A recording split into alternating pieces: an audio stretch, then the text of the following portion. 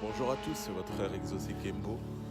Bienvenue dans cette série de vidéos où nous allons partager ensemble et voir ensemble qu'est-ce que le Seigneur aimerait nous dire à travers cette parole. Dans les 3 prochaines vidéos, nous allons partager dans le livre de Philippiens 3, versets 13 à 14. La Bible nous dit « Frères, je ne l'ai pas encore saisi, mais je fais une chose. Je cours vers le but pour remporter le prix de la vocation céleste de Dieu en Jésus-Christ. » Amen. Mais dans cette première partie, nous allons juste regarder la phrase qui dit « Frère, je ne l'ai pas encore saisi ». En d'autres versions, il est écrit « Frère, je n'estime pas encore avoir saisi le prix ». Donc on nous parle du prix que nous devons remporter en tant qu'enfants de Dieu, en tant que chrétiens. C'est l'apôtre Paul qui parle aux Philippiens à ce moment-là. Et l'apôtre Paul fait quelque chose de très important avant de nous parler de ce qu'il va faire pour remporter ce prix-là. C'est qu'il fait une auto-évaluation. Il analyse la situation. Nous allons nommer cette première partie l'auto-évaluation, l'analyse. Humainement parlant, il est très important de se poser des questions telles que suis-je arrivé au but ou pas? Est-ce que j'ai atteint mes objectifs ou pas? Où je me trouve? Où suis-je? C'est en se posant ce genre de questions que nous comprenons déjà où on se trouve, notre position à nous. Et la prochaine étape, où est-ce que je dois aller, qu'est-ce que je dois faire pour arriver au but. Une équipe de foot ou un athlète doit se poser la question, quel est le meilleur entraînement que je dois faire pour devenir le meilleur? Quel est l'entraînement que je dois faire pour devenir champion du monde? Sans cette question-là, il n'arrivera jamais au but. Il n'arrivera jamais à obtenir la Coupe du Monde. Il n'arrivera jamais à obtenir un trophée. Il est important de poser les mêmes questions aussi pour notre vie chrétienne à nous. De se poser des questions telles que, est-ce que je suis toujours en ordre avec le Père? Est-ce que je marche toujours avec lui? Est-ce que dans tout ce que je fais, le Saint-Esprit est toujours là? Et très très important. Parce qu'il se peut que des fois nous chantons, nous prêchons, sans pour autant que le Saint-Esprit soit là. Alors que peut-être on avait laissé le Père derrière et c'est des choses qu'on ne doit déjà plus faire. Peut-être le Seigneur en a abandonné dans tout ce que nous sommes en train de le faire et nous le faisons juste charnellement maintenant. Il est arrivé dans ma vie un moment où je chantais sans pour autant que le Seigneur soit d'accord que je chante, sans pour autant que le Seigneur soit là pour m'accompagner durant ce moment-là. Donc je le faisais tout simplement charnellement et moi je croyais que voilà, le Seigneur était encore là avec moi, le Saint-Esprit était encore là avec moi, alors que je les avais laissés loin derrière moi. Et par la suite, j'ai compris qu'en fait, je chantais tout simplement pour chanter, sans pour autant que le Seigneur soit avec moi. Je chantais tout simplement pour être là, pour me montrer, sans pour autant glorifier le Père.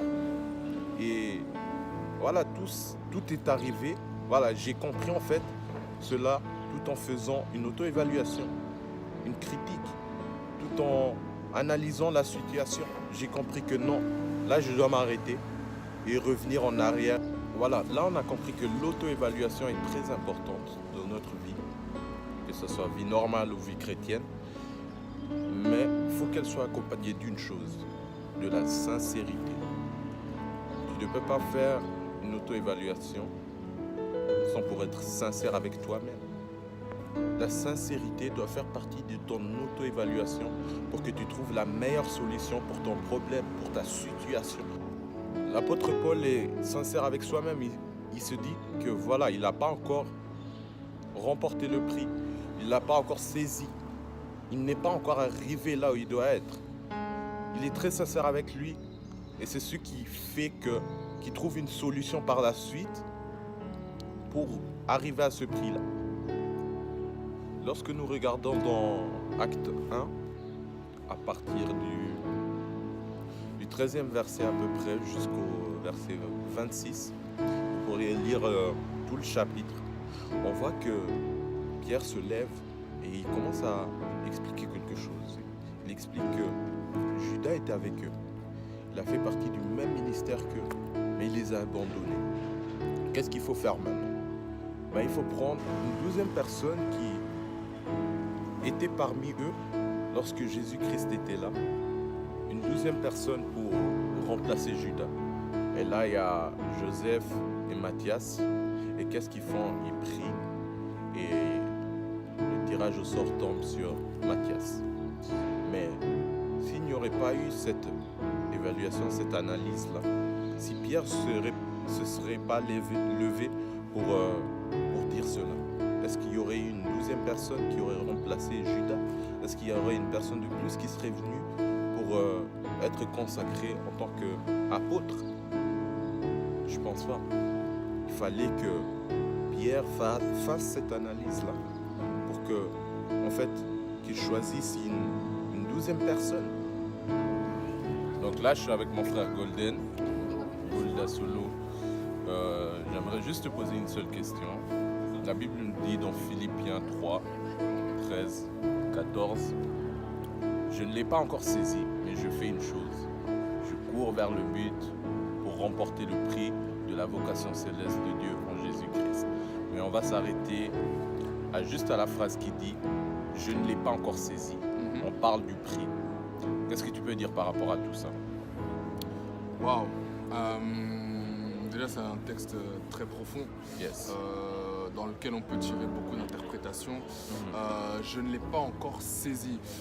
Je ne l'ai pas encore saisi, ça peut vouloir dire beaucoup de choses. Moi, ce que ça m'évoque, premièrement, c'est qu'on a le mot « encore ». C'est-à-dire que je ne l'ai pas encore saisi, c'est-à-dire qu'un jour, je le saisirai. Yes. Voilà. C'est-à-dire que, premièrement, on ne court pas vers une chimère, quelque chose qui n'existe pas ou quelque chose qui est inatteignable, en fait. Yes. C'est-à-dire qu'on court vers quelque chose qui est réalisable. Vraiment, on court vers quelque chose qui est atteignable. Et un jour ou l'autre, cette chose vers laquelle on court, on va la toucher, on va la saisir. Yes. Premièrement. Donc je cours vers... donc je ne l'ai pas encore saisi. Moi, ce que ça m'évoque aussi, c'est que en fait, on est dans une course perpétuelle. C'est-à-dire que si on court, c'est-à-dire que il y a quelque chose qu'on veut éviter derrière nous. Yes. C'est-à-dire, je ne sais pas si vous comprenez ce que je veux dire. Si on court, c'est-à-dire que soit c'est une course, donc on doit être plus rapide que d'autres, qui cherchent à nous voler ce qu'on veut saisir. Soit on court parce que derrière, il y a quelqu'un qui nous poursuit et qui veut nous empêcher d'atteindre ce but. Yes. Soit on court tout simplement voilà, pour être le plus rapide et on veut simplement courir. Donc effectivement, il y a tous ces aspects-là. On court, c'est pas simplement pour rien. Il faut se demander pourquoi on n'est pas en marche vers cet objectif. Yes. Pourquoi on court? On court parce que effectivement, il y a quelqu'un derrière qui veut nous empêcher, qui veut nous retenir en arrière. Ça peut être qui?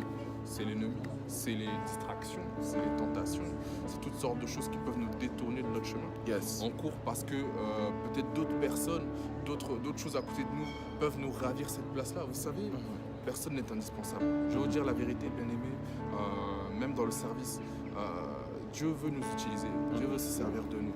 Mais sachez une chose, si on ne se dispose pas, si on ne se met pas à la disposition de Dieu, Dieu prendra quelqu'un d'autre. Yes. Tout autant que l'époux qui a invité tout le peuple à aller à la fête et ces peuples-là n'est pas venu, il est parti chercher qui?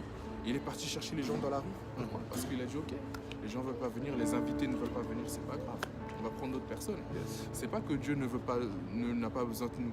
Dieu a besoin de nous. Dieu veut se servir de nous. Mais si nous ne sommes pas disponibles, si nous ne nous mettons pas à courir vers le but là, il y a d'autres personnes qui prendront notre place. Yes. Donc c'est ce que ça m'évoque là.